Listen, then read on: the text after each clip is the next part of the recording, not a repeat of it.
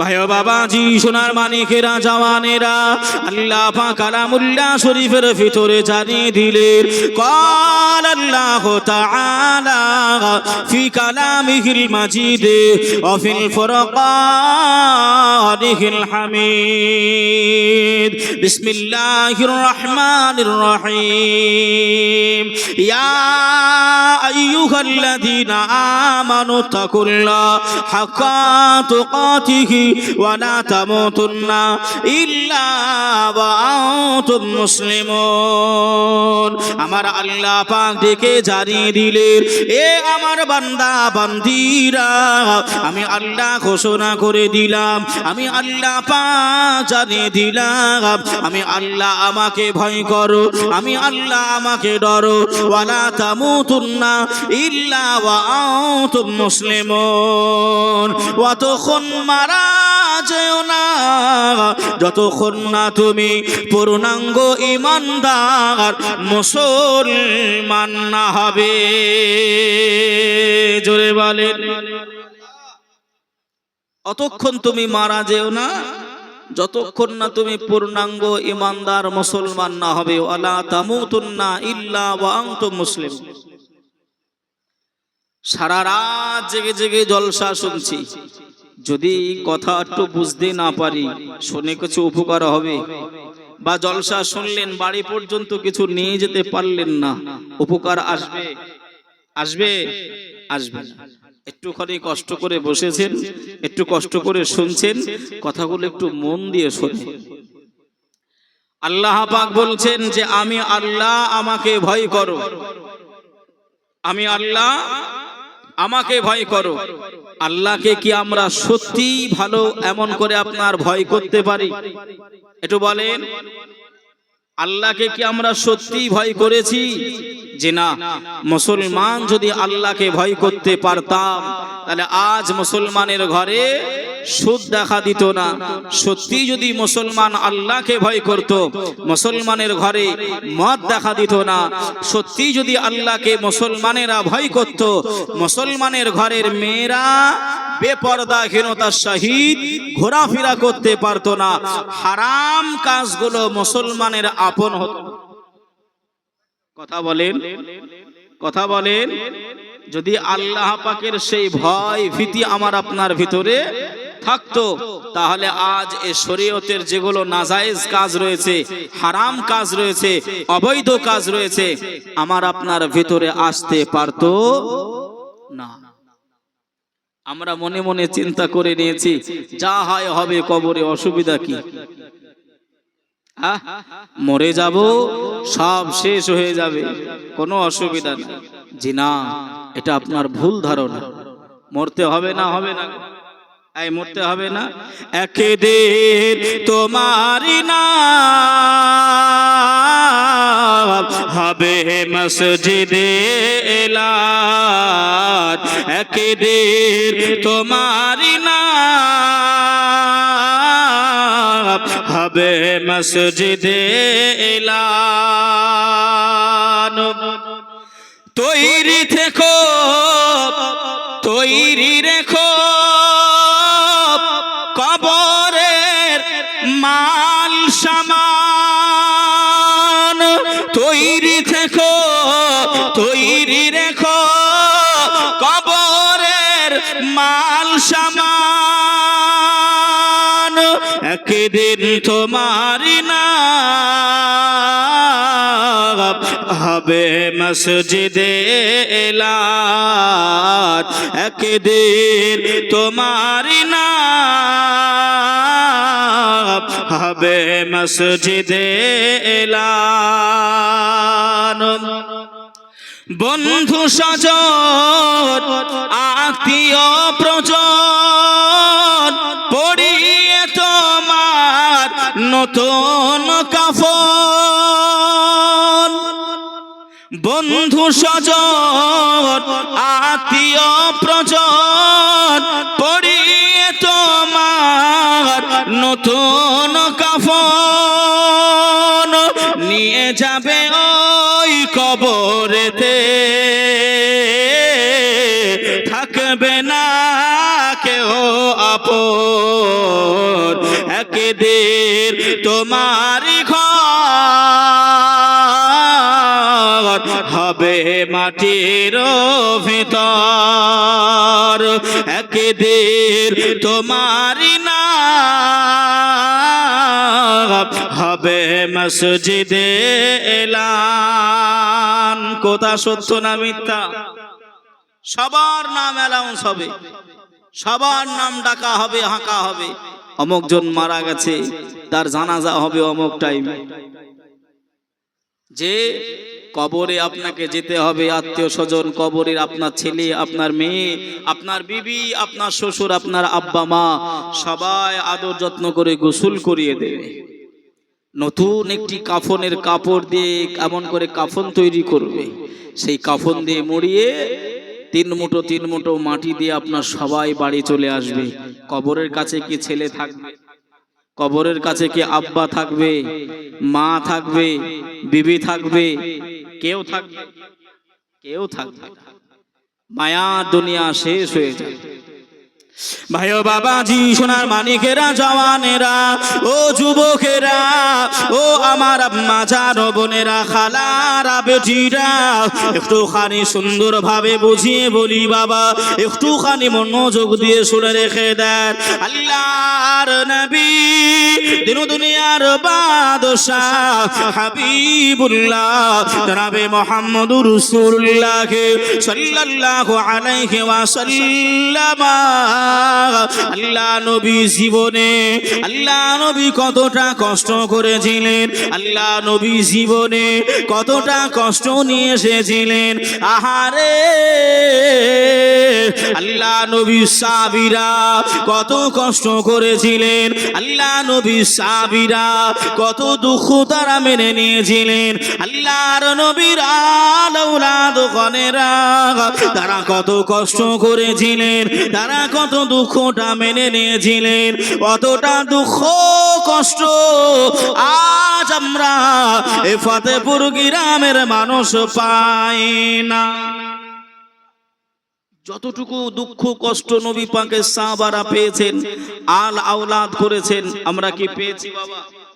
আপনারা শুনেছেন, আমি আবারও শোনাচ্ছি। হযরতে বেলাল যা কষ্ট করেছিল, এত মার মেরেছিল বেলাল হুজুরকে। এ বেলাল, হয় এমন করে কোরআন ছাড়, নইলে তোর জীবনটা এমন করে ছেড়ে দে, জান ছেড়ে দে, হয় প্রাণ ছাড় নাইলে কলমা ছাড়। তবু কি ছেড়েছিলেন? তবু ছেড়েছিলেন? ছাড়ে।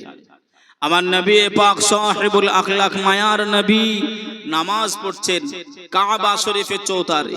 বেঈমানে আবু জাহালের লোকেরা এসে উটের নাড়ি ভুড়ি পচা নবী আমার সিজদায় গিয়েছেন, মাথার উপরে চাপিয়েছেন। কোনদিন এমন ফতেপুরে হয়েছে যে নামাজ পড়তে গেলে কেউ কিছু বলেছে, কেউ মেরেছে? তবু আমরা এত কষ্ট না পেয়েও আমরা তার ধার ধারি নাই। আমার কথা বুঝতে পাচ্ছেন তো আমি কোন অ্যাঙ্গেলে নিয়ে যাচ্ছি আপনাদেরকে? নবী পাকের সাহাবারা, নবী পাক যা কষ্ট করেছে আমরা করতে পারি নাই। তাদের যা ঈমান ছিল আমাদের নাই। আমরা কোন মুখ নিয়ে কিয়ামতের দিন উঠব? ও ভাই বাবাজিরা, ও সোনার মানিকেরা, জওয়ানেরা, আল্লাহ নবী দুনিয়ার বাদশাহ হাবিবুল্লাহ জনাবে মুহাম্মদুর রাসূলুল্লাহ সাল্লাল্লাহু আলাইহি ওয়াসাল্লাম, আল্লাহ নবী মসজিদে নববী শরীফে বসা অবস্থায় আল্লাহ নবী কান্নাকাটি করেন, আল্লাহ নবী রোনা জারি করেন, আল্লাহ নবী মনটা খারাপ করে বসে আছেন। সাহাবায়ে কেরামরা রাসূলুল্লাহকে ঘিরে নিলেন, আল্লাহ নবীকে সালাম দিলেন, আসসালাতু আসসালামু আলাইকা ইয়া রাসূলুল্লাহ, আসসালাতু আসসালামু আলাইকা ইয়া হাবিবাল্লাহ, আসসালাতু আসসালামু আলাইকা ইয়া রাহমাতাল লিল আলামিন। নবী গো, মায়ার নবী, আপনি আপনি কেন মনটা খারাপ করে বসে আছেন? আপনি কেন কান্নাকাটি করেন? আপনি কেন রোনা জারি করেন? আল্লাহ নবী ওই সময় বলেছিলেন, ও বাবা সাবিরা,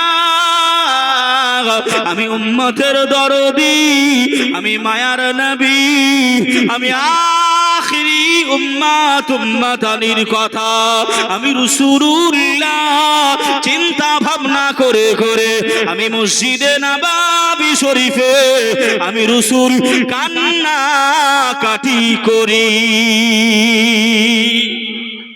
আর একটু জোরে হবে না? কাদের কথা চিন্তা করে? উম্মতে মুহাম্মদী শেষ উম্মতের কথা। কারা? আমরা। কারা? আমরা। কোনদিন কি সেই নবী পাকের মহব্বতে এক ফোঁটা চোখের পানি ফেলেছি? কোনদিন সেই নবী পাককে দেখার একটু আশা করেছি? আল্লাহকে কি কোনদিন জানিয়েছি আল্লাহ কিছুই করতে পারিনি, নবীর যেন গোলাম হয়ে আশেক হয়ে আল্লাহ কিয়ামতে উঠতে পারি? এই দোয়াও কোনদিন হয়তো আমি আপনি চাই না। কেন? এই মোবাইল এসেছে। মোবাইল একটি ভালো জিনিস না খারাপ জিনিস? একটু বলেন। কেউ বলছে খারাপ, কেউ বলছে ভালো। বিষয়টা দেখেন, এই যে আপনার ইলেকট্রিক একটি আপনার মেশিন, তাই তো নাকি? এই যে মাইক গুলো, বক্স গুলো, এটাতে আপনি যদি কোরআন হাদিস যদি আলোচনা করেন সওয়াব হবে না নেকি হবে? একটু বলেন নেকি হবে? আর যদি আপনার গান বাজান, কথা বলেন, তাহলে আপনার ব্যবহারের উপরে নির্ভর। কথা বুঝছেন না? বুঝেন না? তা মোবাইলটাও হচ্ছে প্রায় ওই রকমের কাছাকাছি। আমি ফতুয়া ফারাইজ দিচ্ছি না, আমি একটু বোঝাচ্ছি বাবাজি। তা এই মোবাইলে কিছু কিছু আধলা কানা বুঝেন? আধলা কানা বুঝেন না? আমাদের দিকের ভাষা একটু বলছি। কিছু কিছু আধলা কানা মৌলবি সাহেব বেরিয়েছে।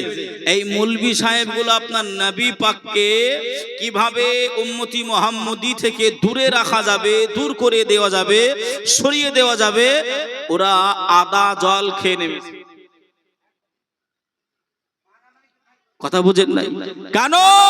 ওরা যে বুখারী শরীফ পড়ে আমরা সেই বুখারী শরীফ পড়ি, ওরা যে তিরমিজি শরীফ পড়েছে আমরা সেই তিরমিজি শরীফ পড়েছি, ওরা যে আবু দাউদ শরীফ পড়েছে আমরা সেটা পড়েছি, ওরা যে মুসলিম শরীফ পড়েছে আমরা সেটা পড়েছি, ওরা যে এমন করে আপনার যে হাদিস ৮৬ তার হাদিসগুলো পড়েছে আমরা সেগুলো পড়েছি।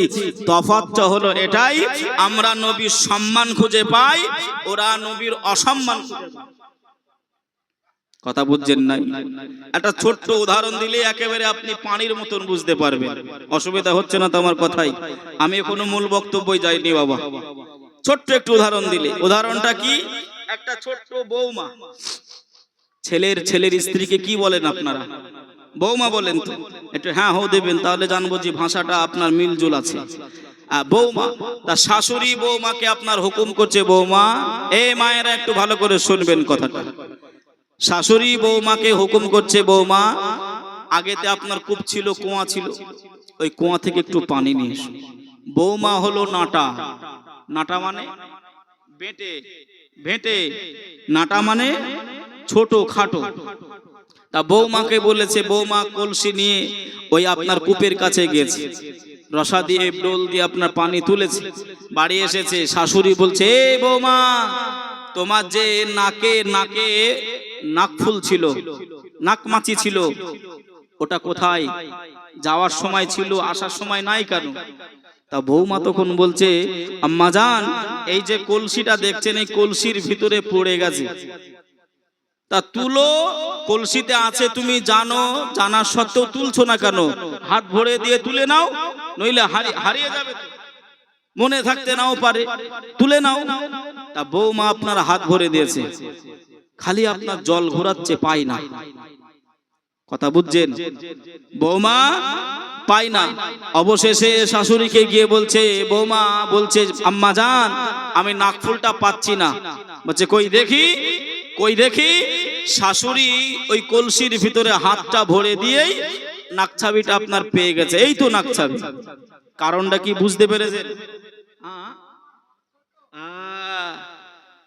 আমার ভাই বুঝতে পেরেছে, বৌমার হাত নাটা, বৌমার হাত ছোট, এই জন্য নাকফুল পর্যন্ত আপনার হাতটা পৌঁছায়নি, হাতটা যায়নি, যার কারণে ও নাকমাছি পায়নি।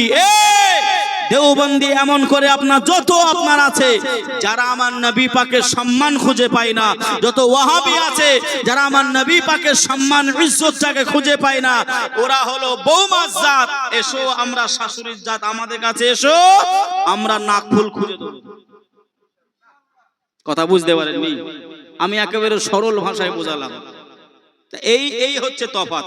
ওরাও যে হাদিস কোরআন পড়ে, আমরাও পড়ি, কিন্তু তফাৎটা হলো এইটুকু, কাউরির বড় কাউরির ছোট।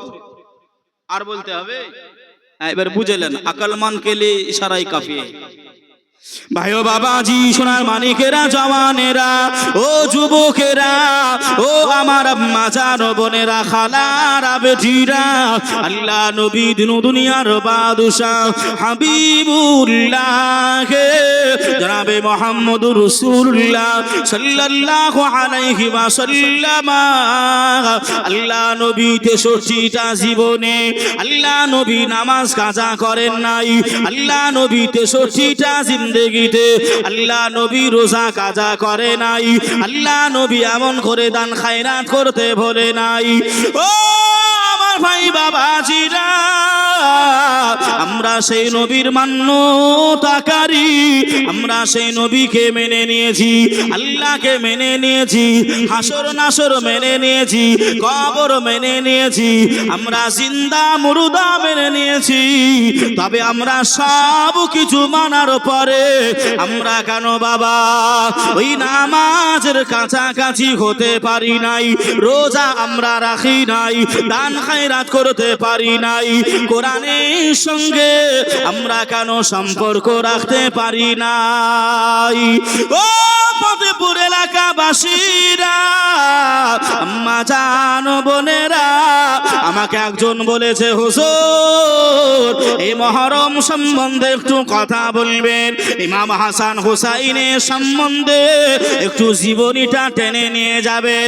বাবাজি, আমি ওদিকে এবার ফিরে আসছি, আসেন। এত কষ্ট করেছিলেন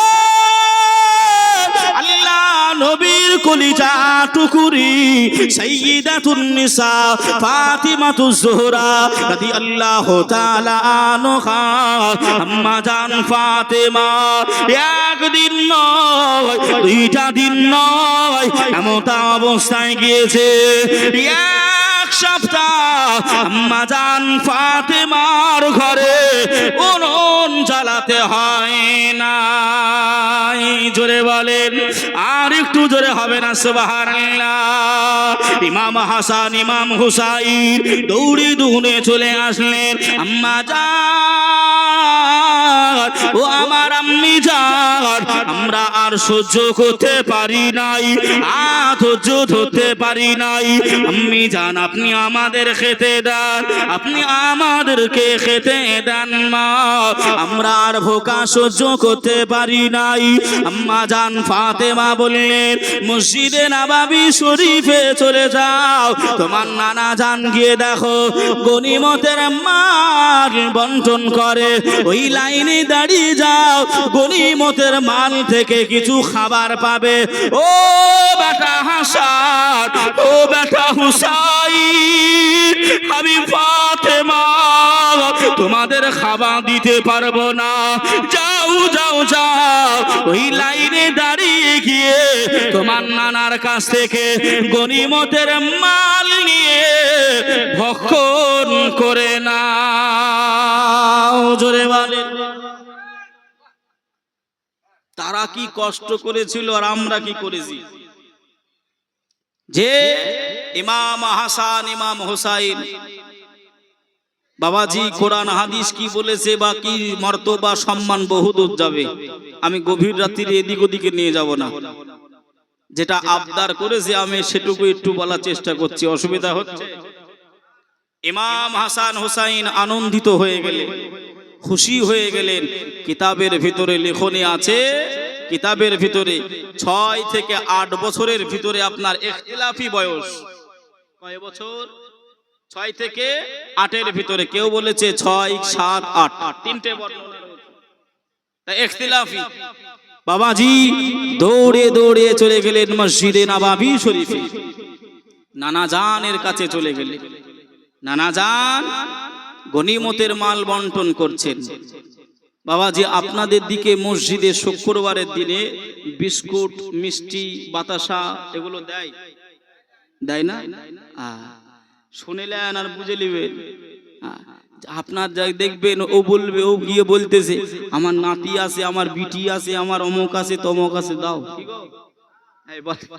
কি খারাপ নেবেন না বাবা, খারাপ বিষয় নেবেন না, আমি একটু বোঝাচ্ছি বিষয়টা।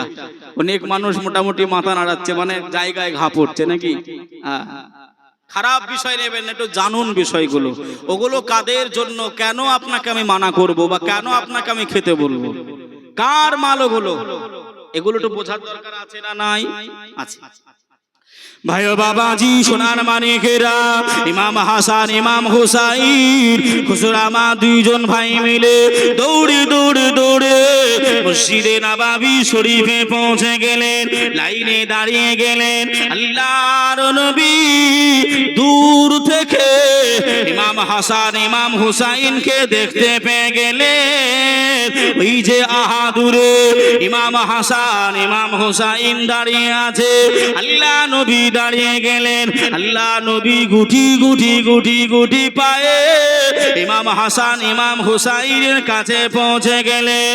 ও নানা ভাই, ইমাম হাসান ইমাম হুসাইন লাইন থেকে বেরিয়ে এসো, তোমরা লাইনে দাঁড়াতে পারবে না, তোমরা লাইনে খাবার নিতে পারবে না। ইমাম হাসান ইমাম হুসাইন আল্লাহর নবীকে সালাম দিয়ে দিলেন, আসসালাতু আসসালামু আলাইকা ইয়া রাসূলুল্লাহ, আসসালাতু আসসালামু আলাইকা ইয়া হাবিবাল্লাহ। নবী গো, ও দয়ার নানা, আমরা যে খিদার্ত আছি, আমরা যে ভোকা আছি নানা, একদিন নয়, 2 দিন নয়, আজ 4 থেকে 5 দিন হয়ে গেল, আমরা খাবার পাই নাই, খেতে পাই নাই। ও নানা জান, গনিমতের মাল কিছুটা দিয়ে দেন, আমরা হাসান হুসাইন কিছু খাওয়া দাওয়া করে নি। আল্লাহ নবী ওই সময় চোখে পানি, আল্লাহ নবী কান্নাকাটি করেন, আল্লাহ নবী রোনাজারি করেন। ও নানু ভাই হাসান, ও হুসাইন, তোমরা চলে যাও, চলে যাও, বাড়ি ফিরে যাও, তোমাদের জন্য এ গনিমতের মাল নাই। আওলাদে রাসূল নবী বংশের কেউ গনিমতের মাল খেতে পারবে নাই। ও ভাই হাসান হুসাইন, তোমরা বাড়ি চলে যাও, আমি মাল বন্টন করে দিয়ে আমি তোমাদের সঙ্গে দেখা করার জন্য আসি। ভাই বাবাজিরা আমার, ও সোনার মানিকেরা, ও জওয়ানেরা, আল্লাহ নবী কলিজা টুকরা ইমাম হাসান মনটা খারাপ হয়ে গেল, মনটা নারাজ হয়ে গেল। হুজুর আমার কান্নাকাটি করেন, রোনাজারি করেন, আবারও বাড়িতে ফিরে চলে আসলেন। ও মা জননী, ও মা জননী, আপনার আব্বা খাবার দেয় না, আপনার আব্বা আমাদেরকে তাড়িয়ে দিয়েছে, আপনার আব্বা লাইন থেকে বার করে দিয়েছে। ও আম্মা জান ফাতেমা, আপনি আমাদেরকে খাবার দেন, আমরা যে ভোকা রয়েছি, আমরা যে খিদার্ত আছি মা, আর সহ্য করতে পারি নাই। আম্মা জান ফাতেমা ছেলের চোখের পানিটা আর সহ্য করতে পারে নাই, আম্মা জান ফাতেমা ডুকরে কেঁদে উঠে ইমাম হাসান হুসাইনকে মিছে বকা দিয়ে দিলেন, মিছে একটু বকে দিলেন। ইমাম হাসান হুসাইন ওই মিছে বকার উপর দিয়ে বাড়িটা ছেড়ে দিয়ে ওই মরুভূমির আঁকা বাঁকা রাস্তা দিয়ে নিরুদ্দেশ হয়ে যায়। একটু মিছে বকা দিয়েছেন মা, সহ্য করতে পারে নাই। আমি ফাতেমা, আমার ঘরে খাবার নাই, আমার কলিজা দুই নয়নের পুতুল, তারা খেতে পারে নাই, খাবার দিতে পারি নাই। ছেলে যদি অনাহারে থাকে মা বাপের কি মনে খুশি থাকবে? একটু বলেন, থাকবে না। আমার নবী যে বাহির করে দিলেন, আমার নবী কি ইমাম হাসান ও হোসাইনকে কম ভালোবাসতেন? একটু বলেন হ্যাঁ কি না? জি না, জি না। আমার নবী পাক ভালো তো বাসতেন ইমাম হাসান ও হোসাইনকে সমগ্র, এমন করে আপনার জানোয়ার পর্যন্ত, বাঘ ভাল্লুক সকল জাতির প্রকারের পশু পাখিরা পর্যন্ত ইমাম হাসান ইমাম হুসাইনকে ভালোবাসতেন। জোরে বলবেন না সুবহানাল্লাহ। আমরা তো ভালোবেসেছি কেউ বা মেম্বারকে, আমরা ভালোবেসেছি কেউ বা প্রধানকে, আমরা ভালোবেসেছি কেউ বা আব্বা মাকে, কেউ এমন করে বিবিকে, কেউ এমন করে আবার বিয়ের আগেও নাকি ভালোবাসা। এই কিছু কিছু মোবাইল আবার হুজুর বেরিয়েছে, লিপস্টিক মার্কা হুজুর, এরা আপনার ফতোয়া দিচ্ছে যে বিয়ের আগে ছেলে মেয়ে যে সম্পর্ক ভালোবাসা এটা বৈধ, জায়েজ আছে। একটু নাউজুবিল্লাহ শুনেছেন না শুনেন নাই? দেখবেন কিছু কিছু আপনার এই পার্শ্বে একটা দেশ আছে, যত ভাইরাস ওখান থেকে উৎপন্ন, যত ভাইরাস। হুজুররা স্টেজে উঠতেছে মুখে লিপস্টিক দিয়ে, কথা বুঝতে পারতেছেন দুনিয়াটা কোথায়? যে আমার কথায় মনটা খারাপ করবেন না বাবা, আমরা দিল দিয়েছি দুনিয়ার দিক দিয়ে লক্ষ্য করে, কিন্তু রাসূলুল্লাহকে, আল্লাহকে, হাসান হোসাইনকে আমরা মন থেকে ভালোবাসতে পারি না। মন যদি দিতে হয়, মন যদি দিতে হয় আমার নবীকে দিও। জোরে বলেন, আর একটু জোরে হবে না? মন যদি দিতে হয় আমার নবীকে দিও, ভালো যদি বাসতে হয় আমার নবীকে বেশো। আহা উম্মতের মায়াই নবী,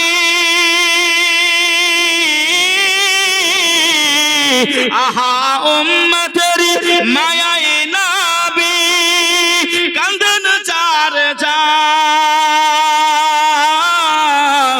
এখনো শুয়ে কাঁদের আপন রওজায়। জোরে বলে, এখনো শুয়ে কাঁদের আপন রওজায়। মন যদি দিতে হয় আমার নবীকে দিও, ভালো যদি বাসতে হয় আমার নবীকে বেশো। আল্লাহুম্মা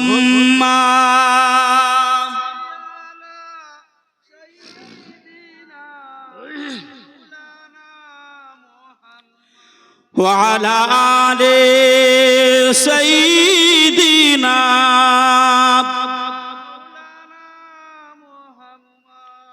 صل على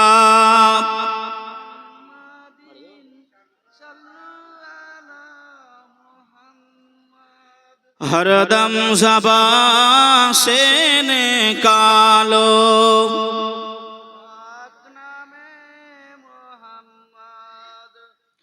हरदम ज़बान।